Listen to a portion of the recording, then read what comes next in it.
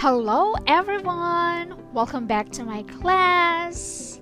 Now I have a question for you. When was the last time that you ran across an unfamiliar word? How did you decipher it?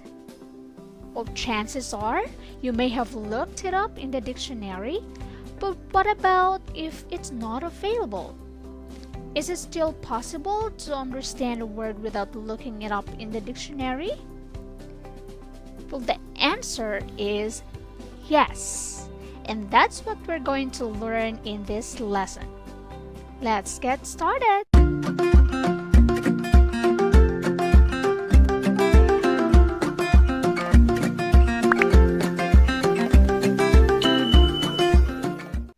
Faced with a sea of unfamiliar words, readers tend to learn many techniques for understanding words and expanding their vocabularies.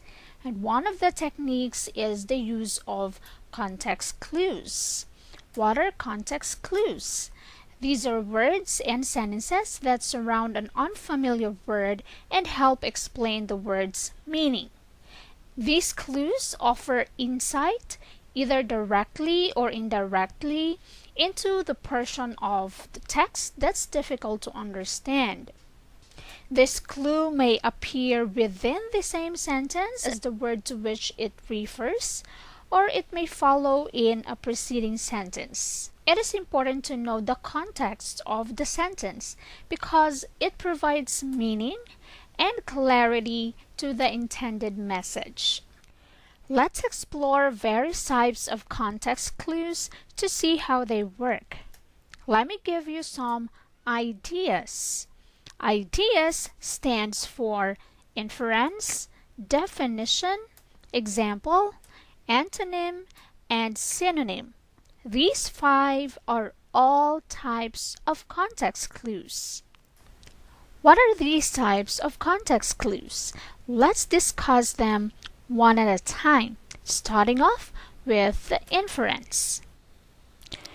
The meaning of an unfamiliar word can be inferred or guessed from the description of a situation. Our keyword here is guessed. When you infer, you try to guess, but of course it's not a wild guess because your basis will be the context of the sentence. What are the clues or signal words? Actually, there is really no definite word or words to signal the meaning of the unfamiliar word. But all you need to do is to look for clues over several words or sentences. Let's have some examples. Number 1. Their vociferous chatter made me wish I had earplugs. Take a look at the word earplugs. An earplug is a device that is inserted in our ear canal to protect us from loud noises. So another clue here is the word chatter, which means to talk rapidly. So we could say that vociferous means talking loudly to the extent that they are already disturbing other people around them. So that's our inferred meaning of the word vociferous. Another example is, she was so famished that people felt sorry for her and gave her food to eat.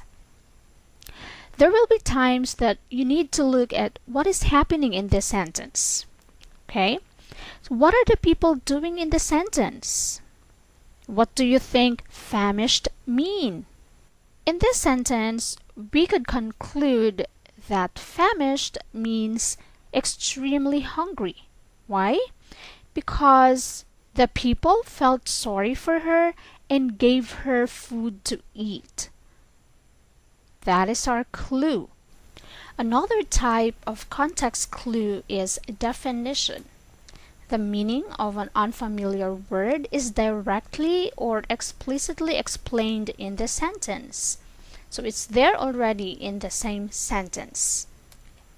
Signal words are is, are, is called, or are called. That is defined as, means refers to. So these are some of the signal words that would help you identify the meaning of the unfamiliar word. For example, he knew his future was precarious, which means likely to fall apart. So our unfamiliar word here is precarious. And there you go. The definition is already given in the same sentence, which is likely to fall apart. Now, the sentence means that when the person, he, knew his future was precarious, that only means that he knew for the fact what his future brings. Well, maybe because of the things that he did yesterday that affected his tomorrow. So again, precarious means likely to fall apart. It's there already. The definition is given. And means here is our clue or the signal word. Another example is his emaciation, that is, his skeleton-like appearance, was frightening to see. Again, our unfamiliar word is emaciation. But we have a clue here, the words that is. Therefore, emaciation means skeleton-like appearance. So you see, the meaning of the unfamiliar word is already given in the same sentence. Our third type of context clue is example. An example of the word is in the sentence or nearby sentences. In here, the sentence provides one or more examples used to define the term. Here are our clues or signal words. For example, for instance, including, such as, specifically, and to illustrate. Let's have example number 1. Celestial bodies such as the sun, moon, and stars are governed by predictable laws. Our clue here or signal words are such as. And our examples here are sun, moon, stars. So these are examples of celestial bodies. In other words, when we say celestial, it is something that relates to heavens or sky, just like moon, sun, and stars. Okay? Another example is Eric was suspended from school because of several infractions of the rules, including smoking in the bathroom and dressing improperly. We also have our signal word, which is including. Our unfamiliar word here is infractions. Examples of infractions are smoking in the bathroom and dressing improperly. So in other words, when we say infractions, these are violations. Okay, so Eric violated some rules in the school. So you see, it's easier for us to understand the unfamiliar word because there are examples given in the sentence. Another type of context clue is antonym. A word with opposite meaning is used in the sentence or nearby sentences. So the sentence may include a word or words that have the opposite meaning, which can reveal the meaning of the unknown term. This type of context clue gives us hints to the meaning of words by telling us what they are not. So often words like but, however, although, otherwise, unless, instead of, on the contrary, while, unlike, on the other hand, are included in the sentence to tell us that an opposite thought is about to be presented. And that opposite is the antonym we're looking for. Let's take these examples. Number 1. While Ben is hardworking, his indolent brother spends most of the time watching TV or sitting around with friends. Our unfamiliar word is indolent. Our clue word here is while. If hardworking is the opposite, then that means that indolent means lazy. So the brother of Ben is lazy. It seems that he's just avoiding any activities and would just like to sit around with friends and watch TV, unlike Ben, who is hardworking. So again, indolent means lazy. Another example is Chad is calm and quiet, but his brother is boisterous. Our unfamiliar word is boisterous, and our antonym is calm and quiet. Now, if calm and quiet is the opposite of boisterous, that only means that when we say boisterous, it means being noisy, being extremely enthusiastic, or very energetic. And we can also say that boisterous means disorderly. And our last context clue is synonym. Words with similar meaning are used in or near the sentence. In here, an author will use more than one word that means the same thing. One is a more difficult word, and the other is a simple word. These are some of our clues: commas, semicolon, dashes, parenthesis, or that is, in other words. For example, his animosity or hatred of his brother divided the family. Our unfamiliar word is animosity, which has the same meaning with hatred. Hatred is the synonym of animosity. So in other words, when we say animosity, it's something that you dislike, you hate. It was an idyllic day, sunny, warm, and perfect for a walk in the park. Our unfamiliar word is idyllic, which has the same meaning with sunny, warm, and perfect. Alright, we are done discussing the 5 types of context clues. Let's now proceed to answering this activity. Directions: choose the correct meaning of the underlined word and identify the type of context clue used.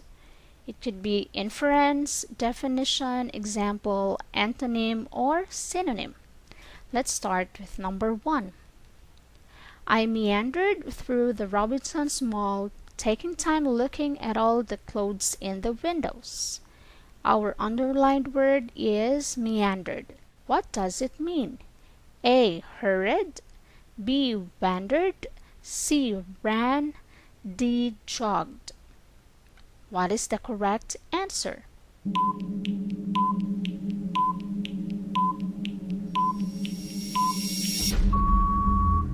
And the correct answer is letter B. Wandered. What type of clue is used in this sentence?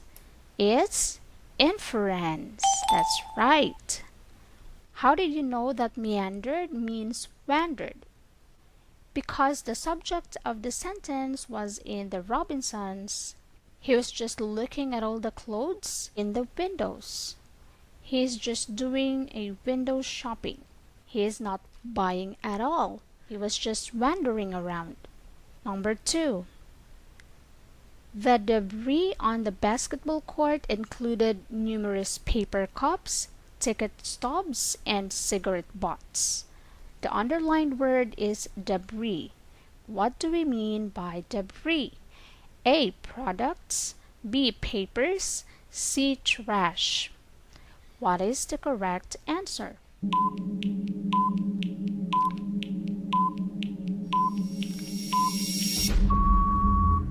And the correct answer is trash. What is the clue used in the sentence? Exactly, it's example. So what are the examples of debris? That's right. The examples are paper cups, ticket stubs, and cigarette butts. Those are trash on the basketball court. Number 3.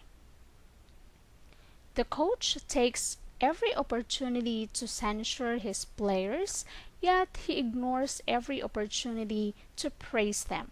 Our underlined word is censure. What do you mean by censure?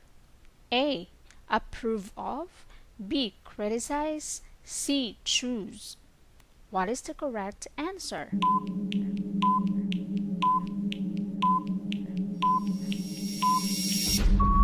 The correct answer is letter B. Criticize. And what is the clue that is used in the sentence? It's antonym. That's right. Where is the antonym here? The antonym of censure is praise, which means criticize. Jackie was filled with mortification or shame because of her careless remark. Our underlined word is mortification. What do you mean by this word? A. Proud. B. Shame. C. Confident.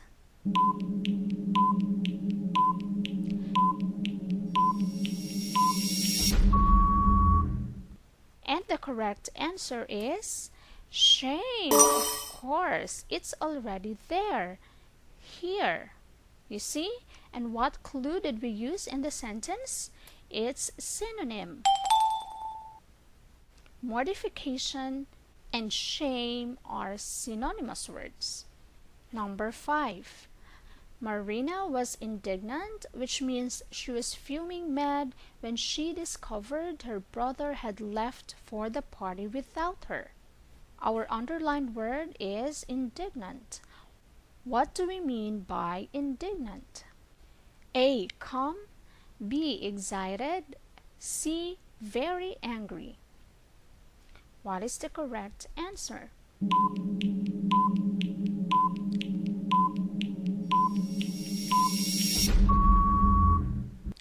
It's letter C. Very angry. And what is the clue in the sentence? It's definition. That's right. The definition is right there. You can read it. When we say indignant, it means fuming mad. Why? Because she discovered that her brother had left for the party without her. When you are fuming mad, that only means that you are very angry. So indignant means very angry. Alright, so that's it for our lesson for today. I do hope you got a perfect score. And of course, you can comment down below your scores so I would know your test results. Again, if you're new to my channel, please do subscribe so you'll get updated with my newest videos. Alright? See you again in my next class. Have a great day. Goodbye.